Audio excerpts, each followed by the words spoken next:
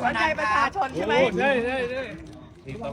ทั้งคนทั้งพักนะนี่เบอร์พี่นกนี่เบอร์ ติดไปเลย นี่ครับโอ้โห อินเนอร์อยู่ข้างใน ร้านอยู่อย่างนี้ช่วยเราโปรโมทได้เยอะเลยนะ คนเรานะ ถ้ามีความจริงใจกับประชาชนนะ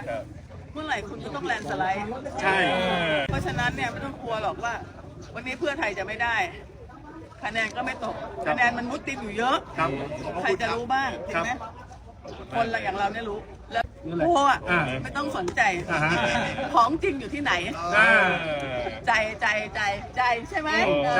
ถ้าคนเราไม่มีใจนะเขาไม่พูดหรอกทุกวันนี้ต้องเข้าใจนะว่ารัฐบาลอ่ะสีเทากับดำเมื่อก่อนมันแค่เทาใช่ไหมแต่เดี๋ยวนี้ดำแล้วโชคดีนะมาแบ่งบุญให้ก่อนไปก็บอกเสียทั้งแบ่งให้พรรคเพื่อไทยทั้งพรรคให้แลนด์สไลด์ทั้งแผ่นดินครับตอนนี้มันต้องชนะครอบชั่วไหม